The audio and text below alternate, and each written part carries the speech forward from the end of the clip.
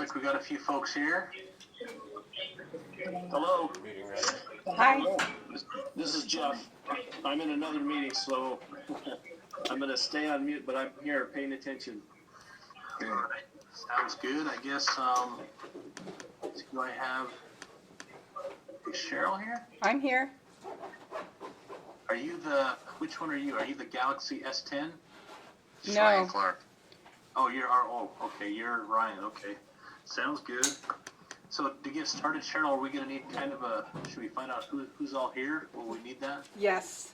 So Jeffrey's here. Carl. I don't see Carl. Braden. Braden said he wouldn't be here. Okay. Keith. Or Becky. I see Becky. It looks like she's muted. I'm here. Okay. And Bernie. Yes. And Gar. See Gar. So I think, do we only have two? Becky and Bernie? Well, it looks like I have Becky and Bernie, and then we should have Jeff Whitlock, right? Oh, Yeah, I'm here. and Jeff? Okay. So we have So three. we have, We have do we have a quorum? yes. Okay.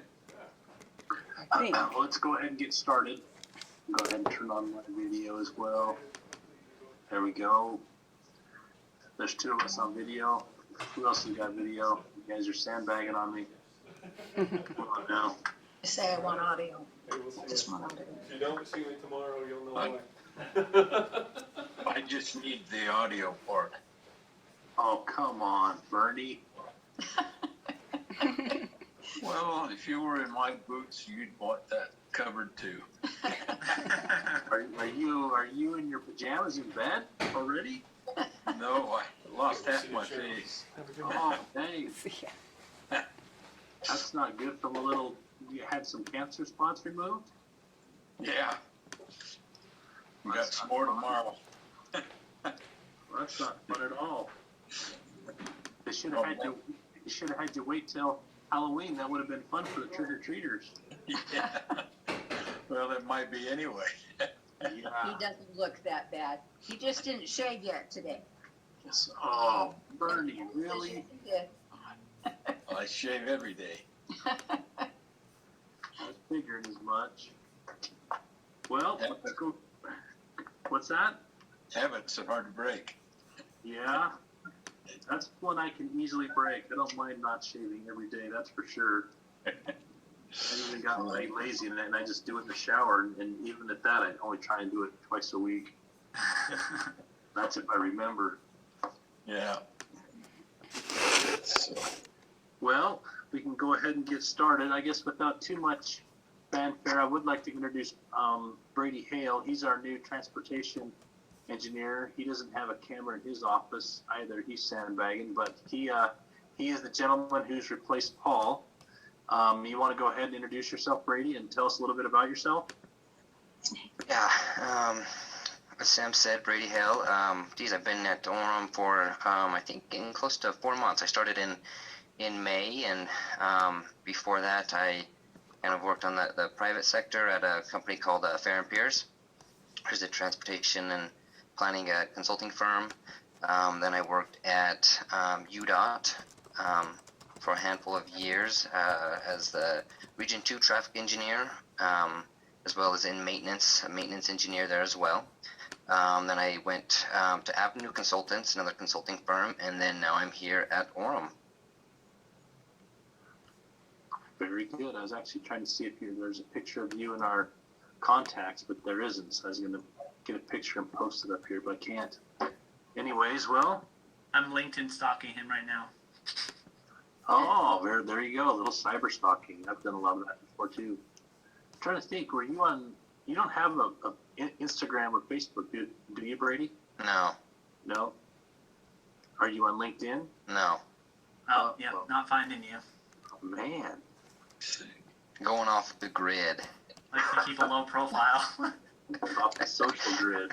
You're off the social grid. Very good. We'll just go ahead and get into our agenda here. I guess I guess one of the first things we have to do is look to approve the last meeting's minutes, right, Cheryl? Yes, May 5th. Wow, May 5th. I don't even recall reading those, and if I did, it was quite a while ago. Does anyone have any questions or comments about those? No. Okay, so with that, Cheryl, do I still need to make, or have someone make a motion, or do I do that, or? Someone, not you, but one of the commission members has to make a motion. Okay. I make a motion that we accept the minutes. Is that Bernie? Yep. Yes. On the nicer part, I would like to suggest. I didn't hear that. Does anyone second it? I'll second. Becky seconds. All in favor? Aye. Aye. Any opposed? Okay, that passed. So we have Becky and Carl and Bernie. No, Becky and Bernie and Jeff. Jeff. Yep. Becky, Bernie, and Jeff, yes. Okay. Okay, we'll go to item number 1. We'll just go over some UDOT/city projects. Central Corridor Transit Study. I don't know if many of you know about that project. We are doing a project with UDOT, UTA, as well as any of the cities that have State Street that run through them. So we have American Fork, Pleasant Grove, Linden, Orem, Provo, as well as Vineyard. And what we're doing right now is we've gone through phase 1 of the project where the consultant has gathered the stakeholders, and we have looked at some alternate alignments where we would like to see the Central Transit Somebody at front door. corridor. So far, it's coming down State Street. Once it gets into Pleasant Grove, there's an option to veer down North County Boulevard and then come down Geneva Road into Vineyard, back into Orem on 8th North. There's also an option to come down to North County Boulevard, swing around through, get back to State Street, and then continue south down State Street down into, from Orem down into West Provo. But what was the third? Was there 3 of them, Brady, or just those 2? Yeah, so you did the rail one, right? That's going, Yeah, and then Geneva, and then it was State Street, or the 3. yeah. And it seems like right now it's between State and the rail corridor. Seems like Geneva's out of it. So the rail corridor would be coming down State Street and either staying on State Street, or the rail corridor being down through Vineyard and back up 8th North. Yes. Okay. So right now, and that's been a little bit of the problem, is making sure that, realizing that this is trying to develop a backbone and not necessarily a one transit corridor that will fit all, trying to catch that vision, similarly like to a freeway, right? That I-15 is essentially the backbone, and then you have all these different spur lines, whether they're Alpine Highway, Timpanogos Highway, 800 North, Center Street, University Parkway, all these other corridors that kind of feed that and make it work. So I think so far it seems to be pointing in the direction of keeping that corridor on State Street, but there has been some political pressure to have that follow the rail alignment and then have that kind of loop through Vineyard. But some of the data is supporting that Vineyard may not be the optimal choice. So with that being said, too, also identifying the importance of having those connectors, and mainly for Vineyard, having that connection at least on 8th North. And for us here in Orem, I've always envisioned that at all of our freeway crossings or any of those roadways are major collectors that tie into Vineyard, that those would also be corridors that we would have some sort of transit connection. Center Street, 4th North or South, 8th North, 16th North, and even 12th North, if we ever have an overpass there, I can easily see that we have some sort of a transit component to feed them. So that's kind of a brief summary of what's going on with that project. 8th North Sidewalk, we have MAG money, and UDOT has identified some of their safe sidewalk money to essentially finish off this piece. I know we had talked about it possibly in previous meetings, but we now have that money available. So here shortly, we'll be coordinating to get a project there where we can finish off that little piece of sidewalk. And there is rumors in there, I think those are coming to a reality that the hospital is looking to expand. But I think we haven't seen any plans, but I think initially, the initial thought is they're going to go vertical first. The footings allow them to go up a few more stories. So I think there might be some additional height being added to Timpanogos Hospital prior to actually expanding out into this area, which I guess they are the owners of as well, this orchard. Provo EIS, you want to give them a little update on that, Brady? Yeah, I don't know, necessarily maybe how much information anybody knows on this one, but MAG's transplant identified a new access on I-15. It started out with them searching for a location for the interchange, and it was, initially at the 820 North. Kind of as they were looking at this and analyzing an interchange at 820 North, they realized it was kind of a bigger scope than maybe what they really realized. So currently, just right now, they're looking at a potential interchange location, not necessarily at 820 North. The scope right now, as they're kind of transitioning into this phase 2, is University Parkway to Center Street in Provo through there. And right now they're just really looking at no build alternatives for this, in the year 2050 is kind of where they're at. And so kind of what we've been told, there's not any real urgency in terms of schedule with this. But yeah, I mean, we recently in our last meeting, which was about a month ago now, got some the 2050 no build results.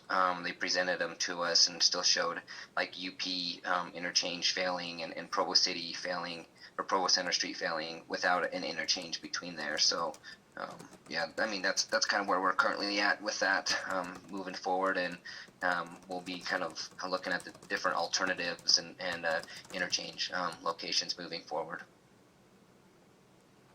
Just because I'm new, I just want to I'll ask the dumb questions. What's that referring to? It's an interchange for what? On I-15, it's a new interchange that they're looking at location between University Parkway and Provo Center Street.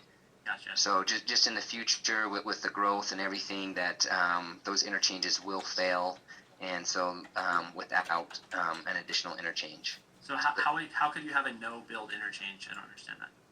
In 2050, they're just looking at it how conditions exist today. Does that make sense? I see. So it's projecting without any changes. Yes. Yep. Okay. Yep.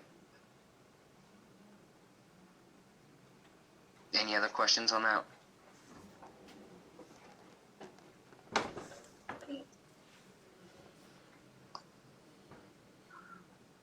Sorry, I'm just answering a text here.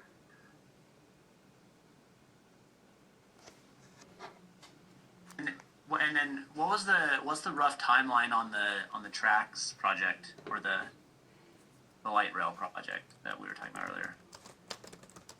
So that the project that we're looking at, that the central corridor, isn't necessarily. I mean, I guess that's a good point. One of the things that came out of that too was looking at is what type of facility would that be that would run on State Street, and what they found out is it would likely be a BRT type scenario. Okay. Just looking at costs, and also the flexibility. BRT actually is proving to be a really good source of mass transit. It's a little more flexible. If there are accidents, it can obviously reroute. The cost for a device or some sort of a vehicle to transport folks is considerably less than light rail. So we would likely see, at first anyways, some sort of a BRT on State Street. It's not to say that it couldn't evolve to some sort of a rail, but initially it would be more of a BRT. Yeah, I think at this point that's been the chosen mode. Right now, moving forward, is BRT. Okay. And I think in the time frame with that more, I think they're obviously still looking at the preferred alignment where that goes, and I think that was supposed to happen this month. I don't know if that got pushed back a little bit. Sam, do you know anything on remember anything with the time frame? Yeah, I think they were originally scheduled to do the preferred alignments like that this month sometime. Yeah, I know it was kind of this whole. I guess. Yeah, and I don't know where things are working out with those stakeholders. I know they were taking their time to meet individually with each one of the cities, and obviously the one who stands, I guess, essentially to lose the most would possibly be Vineyard, and I know they had some concerns, and I don't know what the political pressure is going to be to try and route that through their community. I know.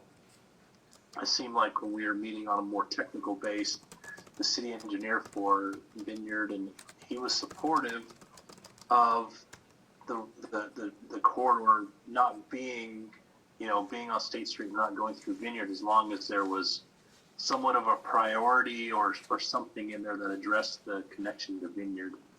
But like he said too, that his opinions don't necessarily reflect those of the city manager and mayor, so I don't know what those conversations are like or what's going on. So I'm hopeful that it'll be in the month of September, but we'll kind of have to wait and see a little bit.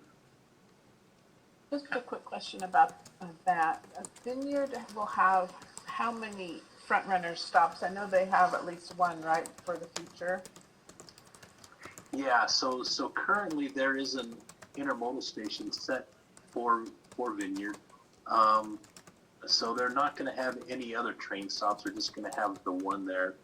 And I know it's been identified as one major upgrade to that whole system would be to double track.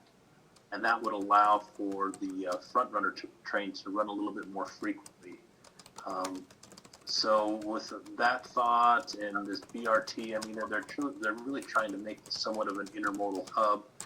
Well, they are going to have that. The one question I think that we raised during our meetings is just the fact that if we have this train station here that's close to a UVU campus and our other train station that is currently close to the other UVU campus, is there really a need for anything else in there? Understanding that maybe they need something to run a little bit more frequently, but chances are, I think we can achieve that with a BRT line, and also I don't know if we necessarily need to have the backbone, because the whole purpose is for that to kind of be separate from these train stations, and what they're trying to do is have that BRT run right next to their train station. So it's been kind of an interesting conversation as we discuss with all the different stakeholders, because Pleasant Grove is currently, developing a lot of this area. Though Terra is in here, there's a lot of mixed use in here. I think there's planning for some more higher density residential. So they're looking to kind of aim to kind of feed some of that. But even in our meeting, when you veer this far south and west, you're kind of eliminating a lot of this populace from accessing it. And it's not to say that they won't, it's just that I think you still need to kind of provide that opportunity for everyone. That's the whole purpose of a backbone, is to kind of try and have it centrally located, and then have other lines that kind of feed it, that are maybe a little bit more frequent, and then hit these stations or whatnot. So it's been a moving target for sure, but I think we're getting closer.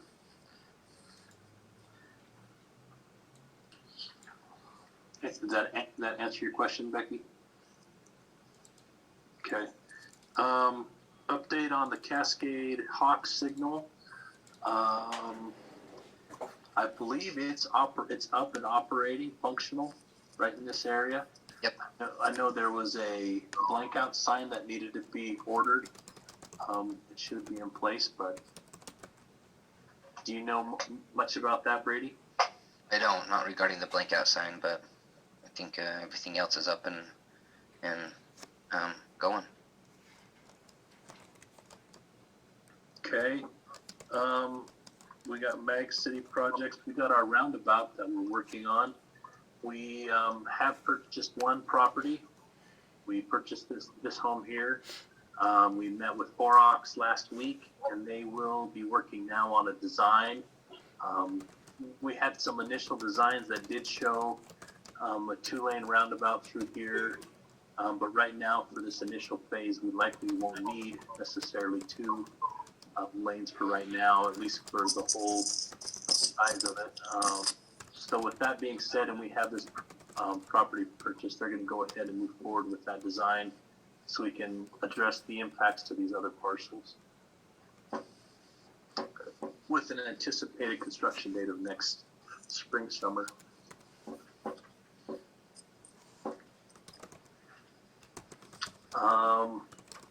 One thing on here, I guess probably could touch on too, is we will be looking at doing our transportation master plan update. A few consultants have shown some interest, so we've been meeting with them a little bit here and there, just kind of looking at some trends. Obviously, a big one right now is active transportation, and we will be updating our bicycle and ped master plan with this transportation master plan update, as well as look at street connections. And then, I don't know if it's something too as this comes along, because we will bring draft to you guys for you to review, as well as when it comes time to having a final, we'll look to have your approval as well. But thinking, I guess for you guys, just to start thinking about areas that you would like to see a focus of. I know initially we had looked at, I believe, this area in here on 600 West, somewhat of a complete street type area, and I don't know if that was because we're closer to this to UVU, but I don't know if what your guys' thoughts are on complete streets or more of a ped friendly, bicycle friendly area. I've thought this might not be a bad area to look at as far as a complete street. But other than that, it'd just be get some of your guys' thoughts, concerns, or you've been involved with some of the neighborhood plans, so we can look at and how we can apply that to a master plan update. Would you define the complete street for me? Yeah, I had the same question. Okay, and Brady, you can help if I kind of hack this up to that. But a complete street is trying to accommodate all modes of transportation, and not just necessarily, like right now, I would say we pretty much try to accommodate vehicle travel within that street. And I think what we would look to do is to try to promote more of a bike and pedestrian type transportation in a neighborhood. You can do that by putting in or making a street possibly one way, or allowing just one lane of traffic, putting a barricade on either end of it, so you're kind of limiting who comes in, and it's very low speeds, because essentially you're trying to promote folks to be out in the street, whether they're walking or they're biking or they're just doing other things, so that it's not, I mean, in a sense, we have that in certain areas, like maybe a cul-de-sac where you see a basketball rim sitting out in the asphalt, but it's just something that kind of promotes other uses of that space besides just vehicles, if that makes sense. I mean, how would you describe that, Brady? No, I think you did very well. I mean, really, yeah, it's just really addressing all those modes, vehicle, like Sam said, cyclist, pedestrians, even some would incorporate transit, and it's a corridor street that's kind of for individuals of all ages and all abilities, really. So kind of just incorporates everything. And then I think to include now, I think I haven't seen as much usage, and I don't know if it's because of COVID, but it's just those scooters. I think there's kind of been an emphasis on first mile and last mile of transit. It's like, how can we get folks to that bus, not necessarily using a car, and then if that bus can get them to within a block or two, are we providing enough pedestrian means of getting there as far as wider sidewalks, or do we have electric bikes there? Do we have scooters there? It's kind of those intermediate modes that are pretty small but are starting to gain a pretty good hold on transit. So that's some of it too.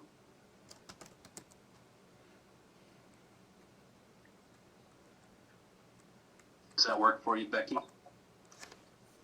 And Sam, Sam, this is Jeff. Is the question like, where do we want to pilot this concept or look at piloting this concept in the city? Is that the question you're asking? Yeah, because I think it would be nice, because we will seek funding, and that's one of those things. It's like, if that starts to be a growing concern, or it's a growing need to have mini roundabouts, do we want to look at? Because right now, I mean, is there an emphasis on making sure that we're moving vehicles through, or do we want to, maybe you guys have talked to friends and neighbors and family, like, I understand that I'm on 8th North and I can cruise up and down east-west just fine, but if I'm trying to go north-south and it's off-peak, it's terrible. I have to wait. It doesn't make any sense. I mean, if there's kind of a growing need and things like that, now's the time to look at incorporating those, or things that we should be addressing in our master plan, or hey, I'd really like to see, instead of these 4-way stops, can we look at mini roundabouts, and how do we fund them, and just some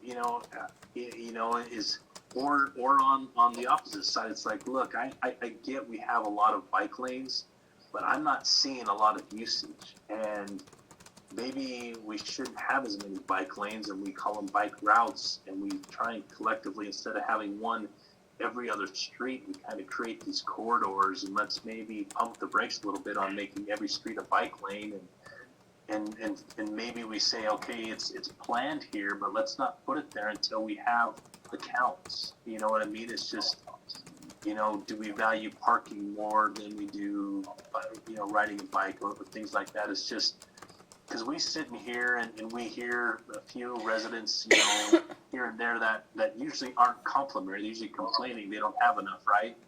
But it's like, but is that truly representative of what's going on out there? So, yeah. How do we collect data on these types of like usage patterns and stuff? Like for cyclists? Yeah, like cyclists or specific areas of. You mentioned like, are people using bike lanes as an example, Mm-hmm. or you mentioned, for example, like certain paths might be really difficult at certain times of day in a car in certain directions. Like, how do we capture that kind of data?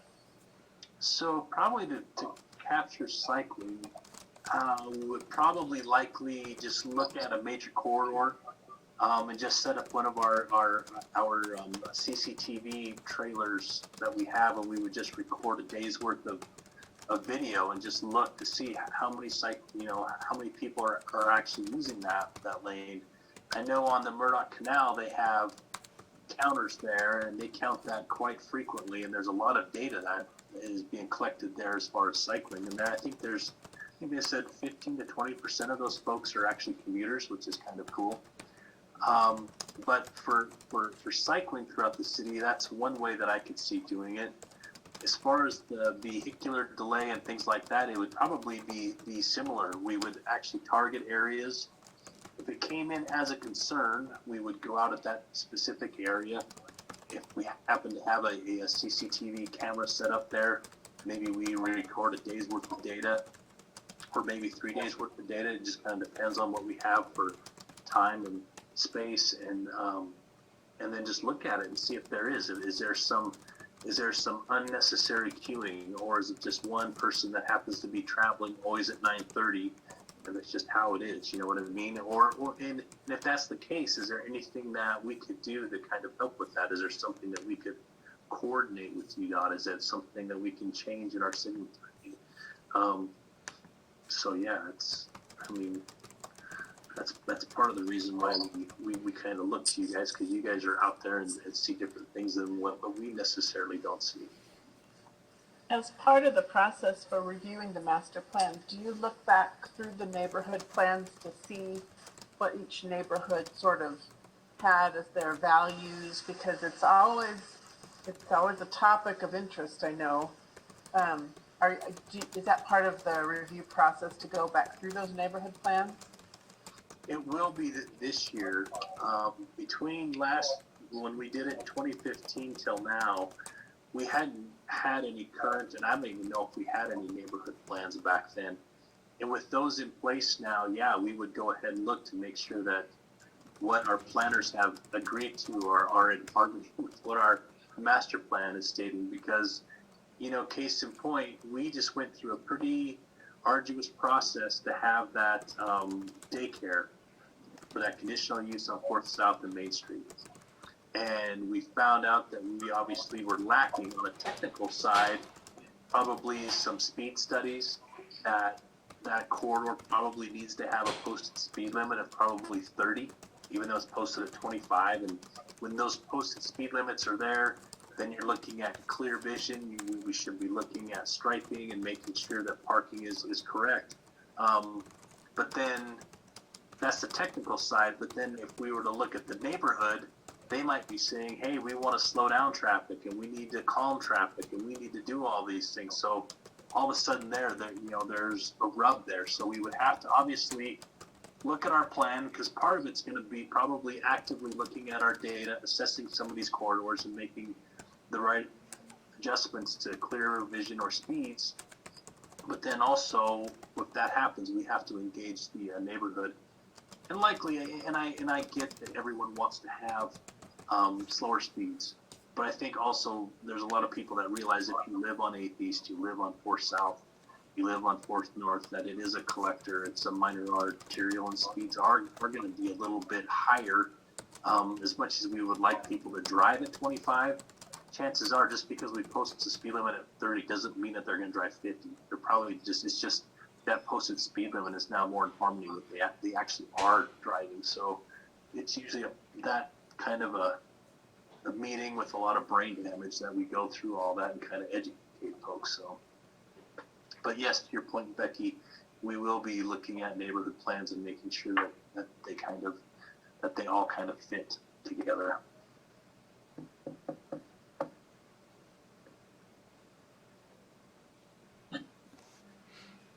Sorry, I'm doing all the talking today, but There's only another 3 of thought you. I had is in the past when we've looked at specific ways that streets are laid out, it was helpful, at least for me, to have staff send us links to different types of roads or to different types of road usage, because maybe I'm not very imaginative about that. So if you think that would be helpful, that might be something you could send us to help us kind of brainstorm the input that you're looking for. Okay. We can do that.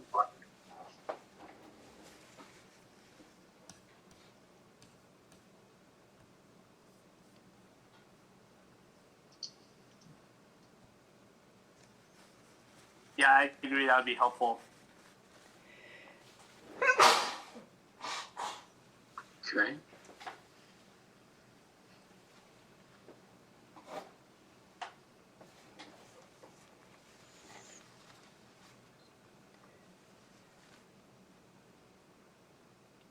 Very good. I'm trying to think if there's really anything else. Do you guys have any basic general questions on any transportation related things that are happening in the city? I do actually. I'm this is maybe I'm just curious, like, because I'm trying to learn more about how the processes and how decisions are made, and et cetera. One question I have is how which entity controls light timing? The signal timing? Yeah, signal traffic signal timing. It depends. It depends if you're on a city road or a state road. Obviously, if you're State Street, 8th North, University Parkway, UDOT will manage those, and they have a signal timing plan. If it's on 8th East, 4th North, 8th East, 4th South, Center Street, anywhere the two intersecting streets are city streets, it'll be the city. And it'll be our traffic operations folks that'll actually be doing the signal timing there and coordination. Did you have any Okay, that's good to know. concerns or? Oh, I mean, I always always have concerns about that, but I was more just curious, like if I notice specific things, because it's something like I'm always very curious about the logic behind the timing and what the goals are with it. So I was just curious, like who to talk to in those areas when I do notice specific things. Do you want to speak a little bit to that, Brady? What the objects are and the goals and things like that? Yeah, I mean, I think when it comes to it, it just, I mean, in terms of a state facility there, I mean, their priority is moving vehicles with that, and so that's what they're looking to do. But overall, I mean, it's really just taking the demand at an intersection, for example, and left turns, your through movements and so forth, and just really trying to what they kind of call optimizing operations there. And Sam mentioned kind of like coordination. So a lot of times they'll have, the UDOT's done a really good job, and even City of Orem with kind of interconnecting signals, and so they kind of talk to each other and have an idea of putting them into coordination. So as you're, kind of stopped at a red light at one, when you get to the next one, I mean, you should be able to make it through and essentially make it through the entire corridor with that. And, so there's different things in terms of what's major movements and those type of things and how they might, prioritize, that coordination there. But so there's a lot of different factors, with that. Does that help, Jeff? Yeah, that totally helps. Interesting. So, I mean, a lot of times you'll see, in the morning, during the AM peak, that you have things in coordination, and serving, those major movements, the through movements, the arterials, those type of things, and your side streets likely suffer, right? And they get less time. You typically have after the AM peak, you kind of go into kind of a free mode, and it's kind of more just based on demand and arrival, and putting calls into the signal, and then again in your PM peak, it goes back into coordination and that kind of things, and that can vary by location and everything as well. But that's kind of what kind of transpires throughout the day in terms of signal timing. Okay, yeah, that makes sense. I think one thing that I've picked up over the year or so I've been on this commission is the goal generally is to move cars, right? To keep them moving as much as possible. So that's why I think that's a little bit of what he was asking too, like what the priority is. Is that right? Yeah, exactly. Exactly. Just kind of what are they optimizing for in doing signal timing? But I think the two answers help me understand. Well, so and then what do you do, as just like a Orem citizen? What do you do if you see a light that does not seem to match that optimization at all? Maybe I'm just arrogant, but for example, this is dumb. But for example, on State Street, and I guess these wouldn't be city lights, so they wouldn't be our purview. But on State Street and University Parkway, there's a light right before that, right, that sort of goes into the mall. I think I don't know what it's 1200. I don't remember. Yep. Yeah, exactly. Like you oftentimes will see what happens is you'll see essentially like that light will block traffic from going through while light is green on State. So it's like, or on Parkway. So it's like really illogical because it's like the light on Parkway is green, which should be letting State Street flow, but it's like held up by this small little light that like two cars come out of. And then by the time that light turns green, Parkway often will turn red, and then all those cars that were waiting behind the 12 now hit the red light instead of flowing. So I'm just like, those kind of things I'm always curious, like why did they happen?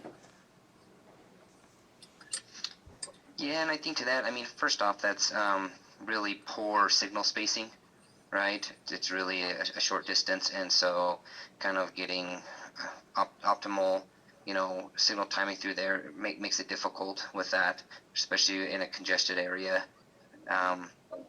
Right. And yeah, I think if you have a concern with it, I mean, in that location there I would suggest, reaching out to UDOT, Region 3 and their signal engineer and just letting them know of the concern that you have, and they can reevaluate it. They can go in there and look at the signal timing and see if they do need to make some adjustments and so forth.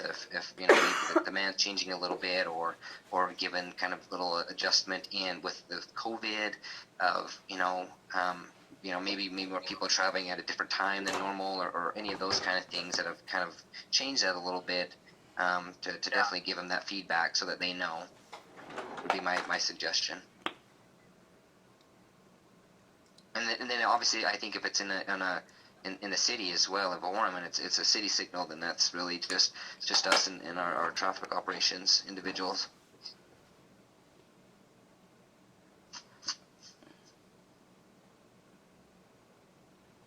I had another question, if we're done with that one.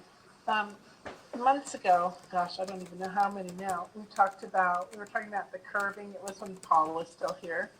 The curbing at Center Street particularly, and then also 800 North and State. Just wondering what's going on with that. Is it going forward? Has it been kind of put on hold for something else? Just wondering about that. The intersection improvement projects that we were doing, some of the median work. Yes. So what happened, when we bid that out initially, we only had one bidder, and that price came in significantly high.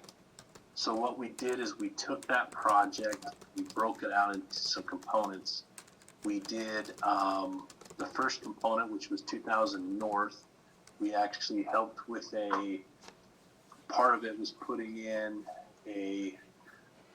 improving the crosswalk that wasn't there, it was here. So we put in some chicanes, some curb, and then a little island here, a refuge area, and we did some work there as part of that project. I want to say we also had 4th North in there. We had another crosswalk here that we needed to do. And in both of those projects, the one on 2000 North and the one here on 400 North, both of the parties, one being Linden, they help participate with some of the cost, and then on this one here for Mighty Light, they also participated with some of that cost. So we've been able to go ahead and do a few of those projects by breaking them out. The next one that we'll do is we'll look to go ahead and do the improvements here on Center Street. And that might be something we bid out probably next spring, I think is what we'll try and do. We tried to do it this year and coordinate it with our microsurface project, because what we'll need to do in this area is we'll take out this median, obliterate some of the striping, and then what we want to do is after that striping is obliterated is put down a microsurface treatment and then re-stripe it. So that'll be the other component, is that with this one here, is we'll want to make sure we get that surface treatment as part of the project, or at least because it was so hard to do with one contractor, we're trying to break them out a little bit so we can have them be a lot more affordable. And then similarly, we'll try and do the same thing up at 8th North, because for that project, it'll be something similar that we'll have to do in here as well. And I think 8th North, or excuse me, 8th East.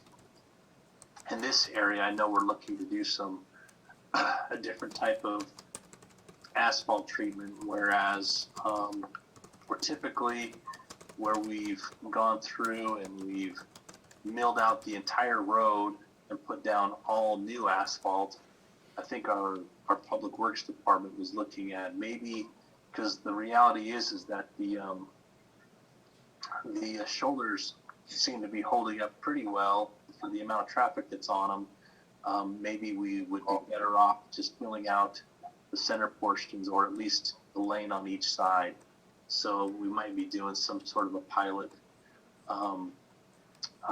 construction practice with that roadway, where we're not going to essentially do the whole road, when really the only part that's really needing the attention that's being affected is going to be the travel lanes. So that's kind of as a heads up, kind of something new you might see next year. Instead of having a nice new complete road, you're just going to have a couple racing tracks down it. So, but we're doing that just to try and make sure that we can stretch our dollars as far as we can.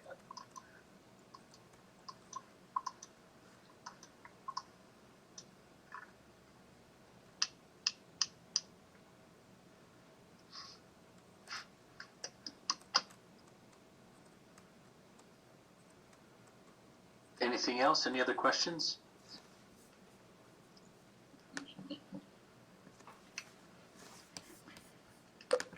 I Thanks. just wanted to make Thanks for all the great information. I appreciate all the updates. Yep, not a problem. Yeah, appreciate you letting me ask all my dumb questions. No, they're not too dumb, Jeff. They're just fine. But if you ask them again next time, then yeah, they might be a dumb one. So Oh yeah, Cheryl, go this ahead. is Cheryl. I looked up the ordinance while we were all talking, and we do not have a quorum. You have to have a majority of present, which would be 4 people. So we will have to redo those minutes next time. This is still a meeting, but we can't do any business. Okay. Very good. And I want to say, do we have any vacancies in our commission, Cheryl? Do you know?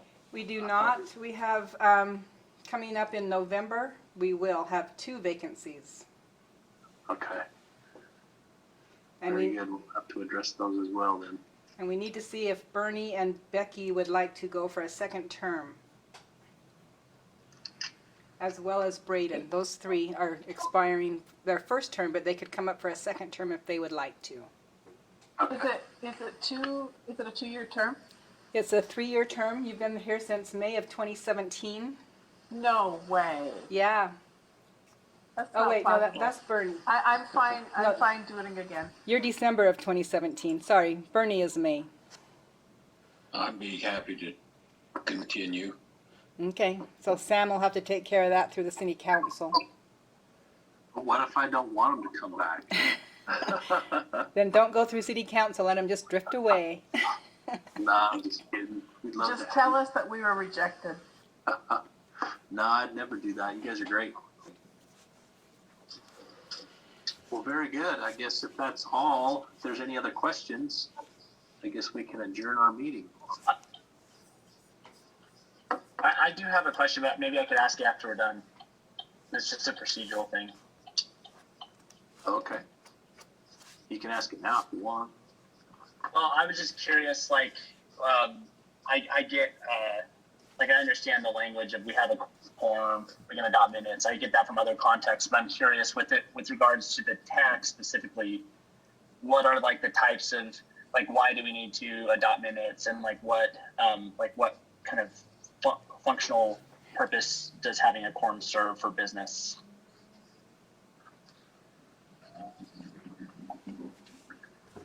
Well, if we were to, I mean, a few things like to the business that the TAC would actually be performing or participating in, if we were to be moving forward with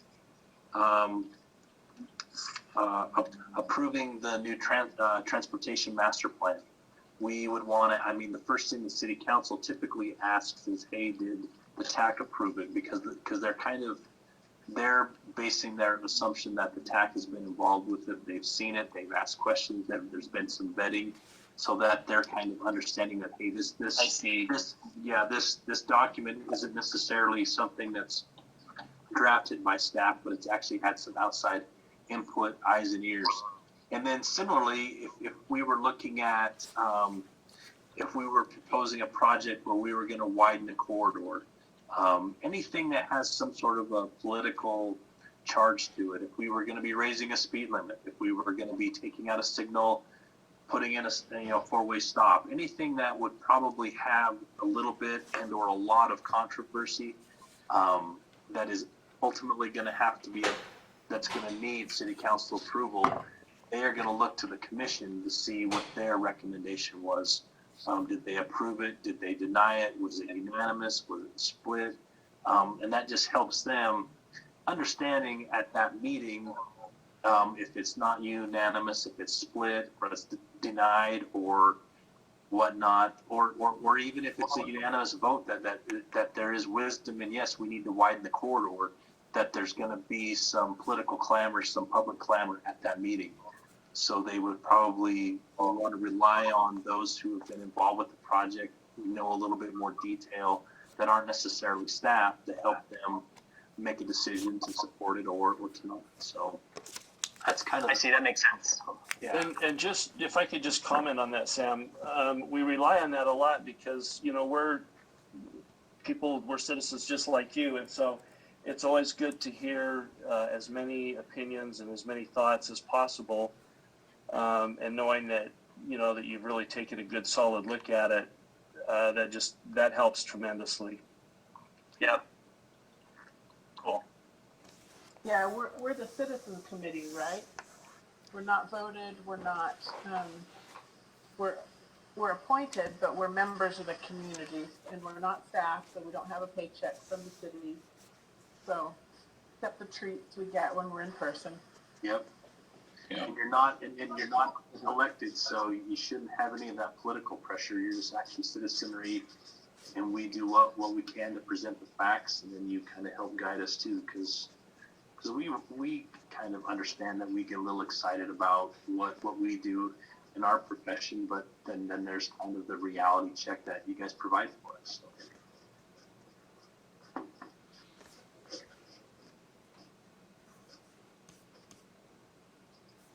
Anything else? Thank you, Sam, for all you are doing and do. Yeah, no, we appreciate that. You're awesome. We appreciate all your help navigating those those tricky waters sometimes. It's good to have your expertise. Yeah, appreciate that. Appreciate your guys' support too. If there's anything else, then I guess I would move to adjourn, and you guys can enjoy your nice, cool evening before the sun sets. Sounds good. Take care. All right, thanks. Bye-bye. Bye. You.